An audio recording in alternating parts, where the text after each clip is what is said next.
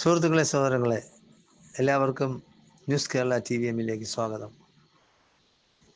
അപ്പോൾ നമ്മുടെ മേയർ സ്ഥാനാർത്ഥിയായിരുന്ന ശ്രീലേഖയ്ക്ക് ഇപ്പം കരച്ചിലോട് കരച്ചിലാണ്. അതായത് വിഷമം ഉള്ളിലൊതുക്കി അങ്ങനെ കടിച്ചു പിടിച്ച് നടക്കുകയാണ്.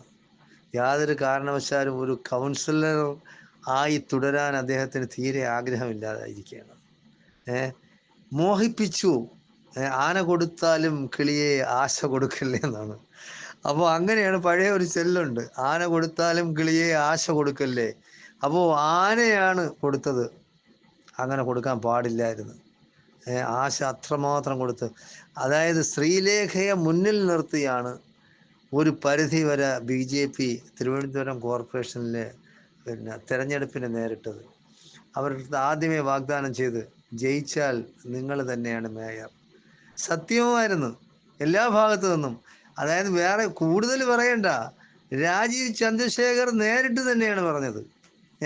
പക്ഷേ BJP പ്രവർത്തകരൊന്നും ഇതൊന്നും അറിഞ്ഞില്ല, അവർക്കിത് അറിഞ്ഞും കൂടായിരുന്നു. എന്തായാലും 10 വാർഡുകളുടെ ചുമതലയാണ് ശ്രീലേഖയ്ക്ക് കൊടുത്തത്. ഇപ്പോൾ അദ്ദേഹം പറയുന്നത്, ശ്രീലേഖ പറയുന്നത്, ഞാൻ പരിശ്രമിച്ചത് കൊണ്ടാണ് ഒരു പരിധി വരെ കോർപ്പറേഷൻ്റെ ഭരണം BJPക്ക് കിട്ടാൻ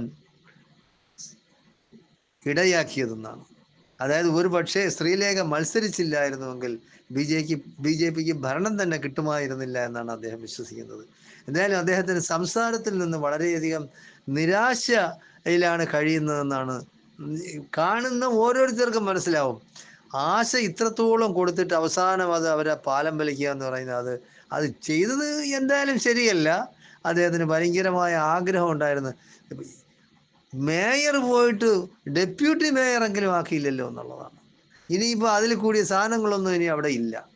ഏതെങ്കിലും സ്റ്റാൻഡിംഗ് കമ്മിറ്റി ചെയർമാനോ ഇതാ ഒന്നും ഇനിയിപ്പോൾ പറയാൻ നോക്കൂല. എന്തായാലും ശരി, CPM എന്ന് പറയുന്ന പാർട്ടി സ്വർണ്ണ തളികയിൽ വെച്ചാണ് BJPക്ക് തിരുവനന്തപുരം കോർപ്പറേഷൻ മേയർ സ്ഥാനം കൊടുത്തത്. വേണമെങ്കിൽ സ്വതന്ത്രനായ ഒരു കൗൺസിലറോട് ഉണ്ടായിരുന്നു. ആ കൗൺസിലറെ വേണമെങ്കിൽ മേയർ സ്ഥാനാർത്ഥി സ്വതന്ത്രനായിട്ട് നിന്നോട്ടെ, കോൺഗ്രസിനും CPM-നും എന്തോ സപ്പോർട്ട് ചെയ്തുകൂടായിരുന്ന. BJP ആയിരുന്നെങ്കിൽ എന്തെല്ലാം കളി കളിക്കുമായിരുന്നു. 101 സീറ്റുള്ള കോർപ്പറേഷനിൽ ഭൂരിപക്ഷമില്ല, 50 സീറ്റാണ് BJPക്കുള്ളത്. അപ്പോൾ അവസാനം സ്വതന്ത്രനും കൂടെ അങ്ങോട്ട് ചേരേണ്ടി വന്നു. ഇല്ലെങ്കിൽ സ്വതന്ത്രനെ മേയറാക്കി BJPയെ വെളിയിൽ നിർത്തി ഒന്ന് കളിക്കാമായിരുന്നു. പക്ഷേ അത് അങ്ങനെ കളിച്ചു കഴിഞ്ഞാൽ പിണറായി വിജയനെ പിറ്റെന്ന് എൻഫോഴ്സ്മെൻറ്റ് വന്ന് പൊക്കിക്കൊണ്ട് പോകും. അപ്പോൾ അത് പേടിച്ചാണ് മാർക്സിസ്റ്റ് പാർട്ടി അത് ചെയ്യാത്തത്. അപ്പോൾ ഇപ്പോൾ പിണറായിയുടെ ഭരണമാണ് നടക്കുന്നത്.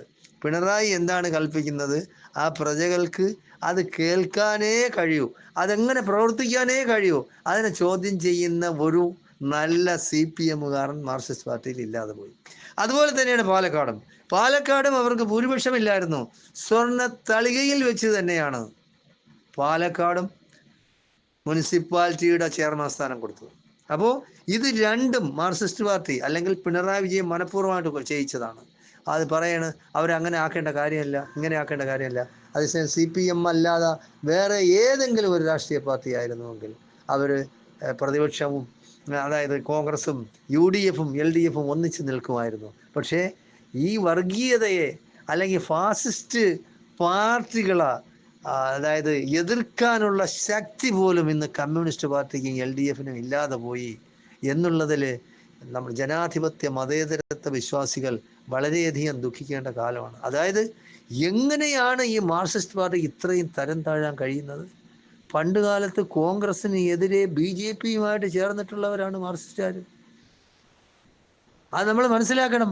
ഇന്ന് അതേ സ്ഥാനത്ത് ഫാസിസ്റ്റ് ശക്തികളായ BJP-യെ സംഘപരിവാർ ശക്തികളെ ഒന്നിച്ച് ഒറ്റക്കെട്ടായി എതിർക്കാനുള്ള ഒരു ആർജവം പോലും CPM-നും LDF-നും ഇല്ലാതായിപ്പോയല്ലോ എന്ന് പരിതപിക്കാനേ നമുക്ക് കഴിയുള്ളൂ. എന്താണ് ഇത്? കാലം പോണ പോക്ക് എന്നോട്ടാണ് പോകുന്നത് നമുക്ക് എന്തായാലും പറയാനില്ല. എന്തായാലും ശരി, ഇപ്പോൾ അങ്ങനെ കോർപ്പറേഷൻ ഭരണം BJP-ക്ക് വിട്ടുകൊടുത്ത് അവർ ഇവിടെ പാലും തേനും ഒഴുക്കുമെന്നാണ് പറയുന്നത്. കേരളം ഭരിക്കുന്നത് CPM ആണെങ്കിലും കോർപ്പറേഷൻ നമുക്ക് കിട്ടി. ഇനിയിപ്പോൾ തിരുവനന്തപുരത്ത് സിറ്റിക്കകത്തുള്ള എല്ലാ നിയമസഭാ മണ്ഡലങ്ങളും നമ്മൾ പിടിക്കുമെന്നും മോഡിയാണ് ഡൽഹി ഭരിക്കുന്നത്, കേന്ദ്രം ഭരിക്കുന്ന മോഡിയാണ്, നമ്മൾ എന്ത് ചോദിച്ചാലും കിട്ടുമെന്നാണ്. എന്ത് തേങ്ങയാണ് പിന്നെ മോഡി ഇവിടെ കൊടുത്തിട്ടുള്ള കേരളത്തിന്? അപ്പോൾ ഭരിച്ചാലേ കൊടുക്കൂ, അല്ലെങ്കിൽ കൊടുക്കില്ല. അപ്പോൾ തിരുവനന്തപുരം കിട്ടിയ തിരുവനന്തപുരത്ത് പാലും തേനും ഒഴുക്കുന്നു. അപ്പോൾ ഈ ഗുജറാത്തിലും ഊപ്പിയിലും മധ്യപ്രദേശിലും രാജസ്ഥാനും ഡൽഹിയിലും ഒക്കെ എന്ത് തേനും പാലും അങ്ങ് ഒഴുക്കിയിട്ടിരിക്കേ? എങ്ങനെയാണെങ്കിൽ കൊള്ളാമല്ല, അവിടെ പോയി തേനും പാലും കുടിക്കാമല്ലോ. RSSകാരും BJPക്കാരും ചെയ്യുന്നത് എന്താണ്? ഏതെങ്കിലും സ്ഥലത്ത് കൊണ്ടുപോയി ഈ പാലും തേനും ഒഴിച്ച് കളയല് ചെയ്യുന്ന, പാവങ്ങൾ കൊടുക്കില്ലല്ലോ. കൊണ്ടുവന്ന് ഒഴിച്ച് കളയാണ് ചെയ്യുന്നത്. ഓടയിൽ ഒഴിച്ച് കളയുന്നത് നമ്മൾ എത്രയോ ടെലിവിഷൻ ചാനലുകൾ കണ്ടാണ്. അപ്പോൾ എന്ത് തെമ്മാടിത്തരം, എന്ത് ചെറ്റത്തരം അവർ കാണിക്കും. അപ്പോൾ BJPയെയും ഈ RSSനെയും വിശ്വസിക്കാനേ ഉള്ള, മനുഷ്യകുലത്തിന് ഉപയോഗമുള്ള എന്തെങ്കിലും ഒരു സൽപ്രവൃത്തി, എന്തെങ്കിലും ഒരു സഹായം അവരുടെ ഭാഗത്തു നിന്നുണ്ടായിട്ടുണ്ട്. നിങ്ങൾ ഗുജറാത്തിലോ UPയിലോ പോയി ഗ്രാമങ്ങളിലോ സിറ്റികളിലോ നിങ്ങൾ നോക്കി, എത്ര വൃത്തികെട്ട നഗരങ്ങളാണ്, എത്ര വൃത്തികെട്ട ഗ്രാമങ്ങളാണ്. മനുഷ്യൻ കിടക്കുന്നതും തൂറുന്നതും മൂത്രമൊഴിക്കുന്നതും കന്നുകാലികളെ കെട്ടിയിരിക്കുന്നതും എല്ലാം ഒരു സ്ഥലത്താണ്. അവരെങ്ങനെ മൃഗങ്ങളെ പോലെ മനുഷ്യർ ജീവിക്കുന്നത്. എന്നിട്ട് പറയണ തിരുവനന്തപുരത്ത് പിന്നെ ഭയങ്കരമായിട്ടാക്കും, കേന്ദ്രം ഭരിക്കുന്ന മോഡിയാണ്, മോഡി ചോദിച്ചാൽ എന്തും തരുമെന്ന്. അപ്പോൾ അവിടെ ഈ BJP ഭരിക്കുന്ന സംസ്ഥാനങ്ങളിൽ ആദ്യം തേനും പാലും ഒഴിക്കുമെന്ന് കാണിക്കട്ടെ. അതിനുശേഷം പോരെ തിരുവനന്തപുരത്തും പിന്നെ കേരളത്തിലെ ഭരണം പിടിക്കുന്നതും. അപ്പോൾ കേരളത്തിൽ ഭരണം പിടിക്കാൻ അവർ കച്ചകെട്ടി ഇറങ്ങിയിരിക്കുകയാണ്. 4 സീറ്റ് ഉണ്ടെങ്കിലേ അവർക്ക് ഭരണം പിടിക്കുമെന്നാണ് പറയുന്നത്. എന്തായാലും ശരി, മാർക്സിസ്റ്റ് പാർട്ടി വളരെയധികം മാറേണ്ടതുണ്ട്. അതായത് നമ്മുടെ പിണറായി വിജയനെ തൽക്കാലം അദ്ദേഹത്തിന് അവധി കൊടുത്ത് വീട്ടിലിരുത്തണമെന്നാണ് എനിക്ക് പറയാനുള്ളത്. നല്ല ചുണക്കുട്ടികൾ CPM വളരണം, CPM ഇവിടെ നിലനിൽക്കണം. അതാണ് എല്ലാ ജനാധിപത്യ മതേതരത്വ വിശ്വാസികളും ആഗ്രഹിക്കുന്നതാണ്.